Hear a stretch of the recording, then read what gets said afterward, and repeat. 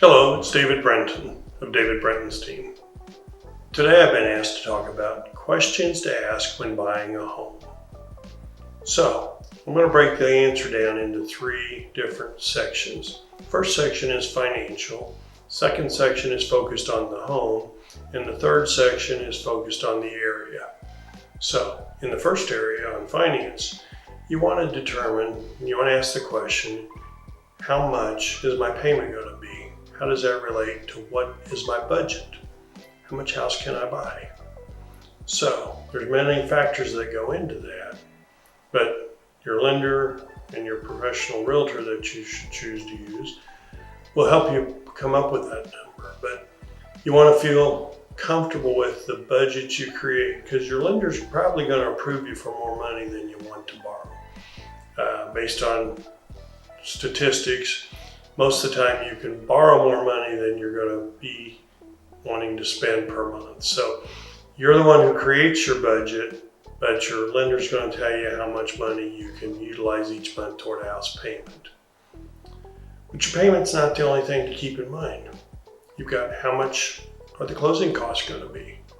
So people say, what are closing costs? What does that mean? Well, if you're buying a home and you're borrowing money, you're going to have closing costs that the lender's going to charge you to facilitate creating a new mortgage. There's also going to be closing costs the title company is going to charge you to physically close the real estate transaction. So your lender's going to be able to give you what's called a good faith estimate, which is their best estimate of what the fees are going to be to purchase the home that you choose. So what are the closing costs is the second question. How much is the down payment going to need to be? And that can vary. Some people think you need 20% or more down to buy a home.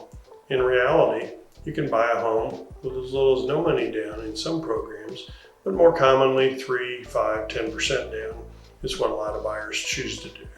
So down payment depends on the loan type. Loan type depends on a discussion between you and the lender as to what loan type best works for you on this home purchase. Another fee that comes up is how much is homeowner's insurance?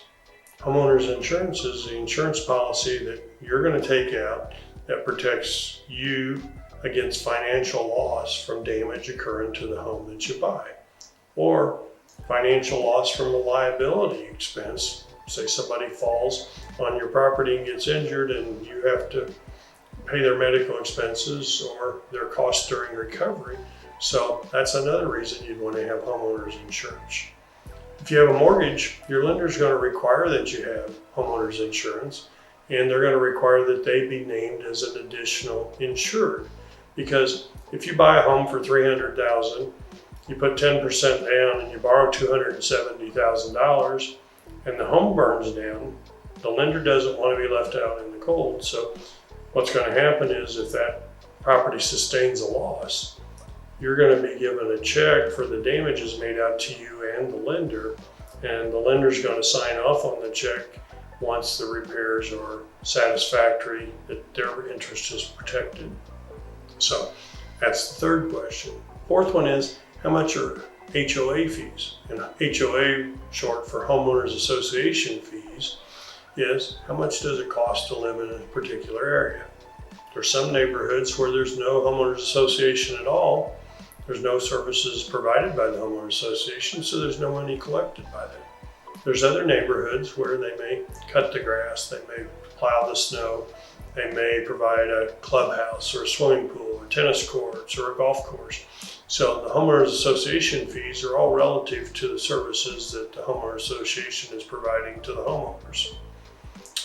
That's the fourth expense. And the fifth one is, how much would it cost to make some repairs or do some updating to the home that I'm looking at buying, because I don't like that color, I don't like the flooring, whatever. So you want to ask those kind of questions when you're looking at the house, because it's all going to affect you financially when you go to purchase the home. So in the first section on financial questions, those are the ones I suggest you look at there. Now, when you look at the actual home you go out and look at, if you find a home you like, you're going to want to know things like how old is the roof? How old is the HVAC system? HVAC being short for heating, ventilation, air conditioning. So the furnace, the air conditioner. How old is the water heater? How old are the appliances? Stove, refrigerator, dishwasher, if there's a washer or dryer. The reason you want to know those is you're going to have to replace those when they wear out. So if the furnace is 25 years old and the life expectancy is 15, it's running on borrowed time. So you want to make sure you've got some money set aside, or you have the ability to replace that equipment as it goes bad. So those are questions you want to ask about the age of the equipment. Another thing you want to do is, how long has the home been on the market? In recent years, it's been very short periods of time where homes have been on the market. Some of them have gone up for sale and sold the same day, the next day, a few days later, while 15 years ago, 20 years ago, it might have taken 8-9 months to sell a home. So the average days on the market can vary depending on the actual housing market. But when you ask your realtor, how long's the home been on the market, the second part of that is that a long time for this type of home in this area?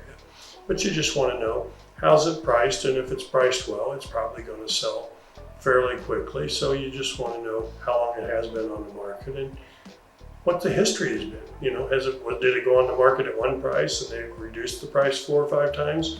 Or is it still at the original price and it's been on the market for months? Because that may give you a feeling as to what's in the seller's mind as far as value or their ability to negotiate.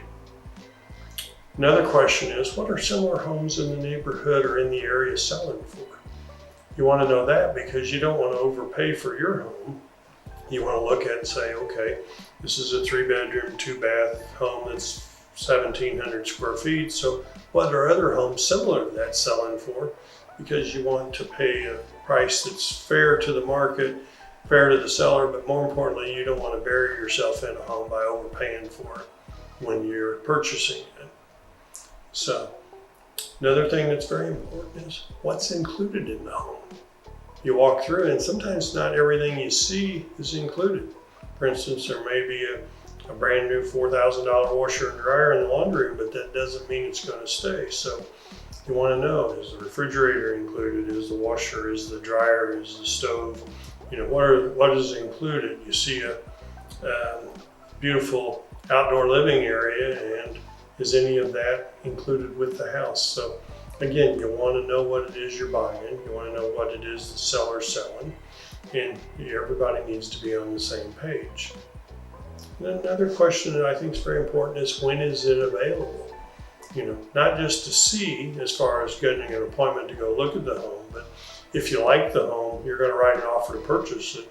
Is the seller available to close and move out in a certain period of time, or are they waiting on a job transfer, or they got something they're waiting on and they're not ready to give you keys for 2 months or 3 months? You need to know that because it may or may not fit with your schedule. So again, those are some of the questions. How old is the roof, the furnace, the water heater, the appliances? How old are those things? How long has the home been on the market? What are similar homes selling for? What's included in the home? And last, when is it available? The third section of questions are questions that you will want to know, but I'm not going to be the one to get the answers and give you the answers because I don't want to interpret those results for you. I want you to know the results to the questions you look up and determine to your satisfaction, your comfort level with each of them. And they fall in 5 categories. The first one is crime statistics. Again, we can help you find the resources. Second is school system. What's the school performance like? What's the spending per student? What's the makeup of the school? How are they ranked versus other schools in the area? So those are a topic, and again, we can get you to the right resource. Sex offender list, self-explanatory. Some people don't care who lives in the neighborhood, others care greatly, so we get you pointed the right direction there. Demographics, same thing. Some people want to know how many people in the neighborhood are college educated, others want to know what race, origin, other things about people. We can point you in the right direction. We're not going to interpret. And the last item is health concerns. If there's a cancer cluster in the area that we may be aware of or we've heard rumor of, again, we're going to point you in the right direction so that you get all your answers satisfied, make you happy with the purchase, but we're not going to be the ones to go get the results and come and tell you what we found. This is David Brenton. I appreciate you taking time to watch this video. My team and I would love to help you by serving your real estate needs. Whether you're looking at buying, selling, investing, or building a home, we're your source. Again, thanks for watching.